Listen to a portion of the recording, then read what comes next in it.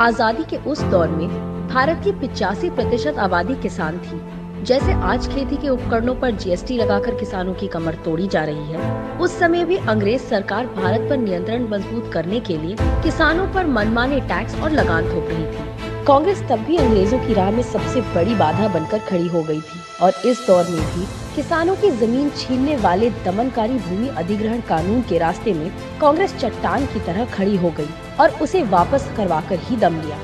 ये साल था 1897। राजस्थान से लेकर महाराष्ट्र तक किसान ब्रिटिश सरकार की दमनकारी टैक्स नीतियों के खिलाफ आंदोलित थे और 1897 का कांग्रेस अधिवेशन सी शंकरन नारायण की अध्यक्षता में महाराष्ट्र के अमरावती में ही संपन्न हुआ। कांग्रेस के आह्वान पर किसानों ने पहली बार लगान का सामूहिक बहिष्कार कर दिया।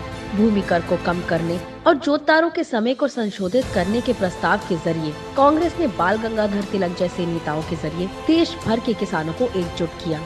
इसी दौरान दक्कन महाराष्ट्र में एक गैर राजस्व आंदोलन का आयोजन किया गया, जिसमें तिलक की पुणे सार्वजनिक सभा के सदस्यों और पुणे के छात्रों ने जमींदारों से अंग्रेजी हुकूमत को राजस्व का भुगतान न करने का आह्वान किया। कांग्रेस किसानों की आवाज बनती जा रही थी। 1897 के इस देशव्यापी किसान आंदोलन ने ब्रिटिश हुकूमत की चिंताएं बढ़ा दी थी। भारत माता की आजादी की लड़ाई में चंपारण से बरदौली तक किसान कांग्रेस के साथ कंधे से कंधा मिलाकर खड़े थे। आजादी की लड़ाई के उस दौर में किसान को फसल में हिस्सा नहीं मिलता था।